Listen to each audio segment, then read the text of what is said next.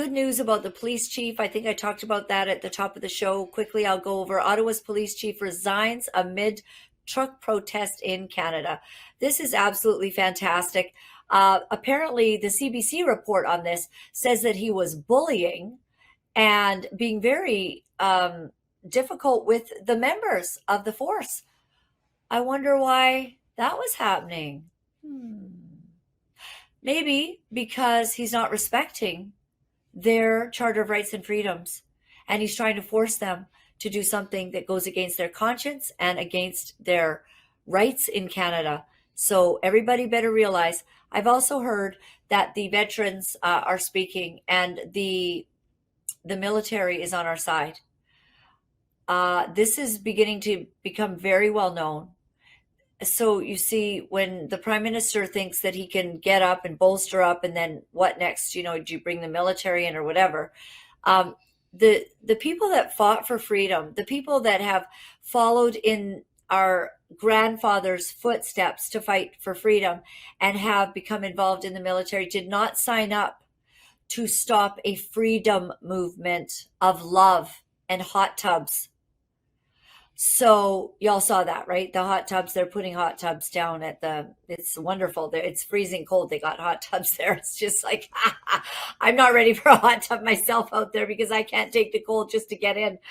Chrystia Freeland and Justin Trudeau have authorized banks to unilaterally freeze accounts of truckers. Let's have a look at what they're saying here. We are broadening the scope of Canada's anti-money laundering and terrorist financing rules so that they cover crowdfunding platforms and the payment service providers they use. We are making these changes because we know that these platforms are being used to support illegal blockades and illegal activity, which is damaging the Canadian economy.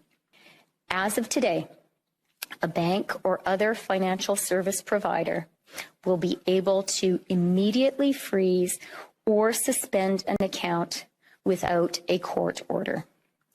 In doing so, they will be protected against civil liability for actions taken in good faith. Federal government institutions will have a new broad authority to share relevant information with banks and other financial service providers to ensure that we can all work together to put a stop to the funding of these illegal blockades. All right. So look at that. All the fear mongering going on, all the attacks. And when I spoke with my beloved trucker this morning, those that are standing strong, it's like no problem. And I guess they're going to go after, some of these big organizations that have raised funds specifically for that. So we stand strong, everybody. Be strong and courageous. I'm not certain that there is not a surprise coming up where this whole thing gets turned upside down, because do you know what God is so good at? He is so good at bringing a calm to the storm in an instant, a miracle, something that happens suddenly. Suddenly the storm ceases. Suddenly it's over. So we declare a suddenly to this nation, that suddenly this prime minister and this leadership that is operating like we're North Korea is going to be cut off, and it is going to be the end of them.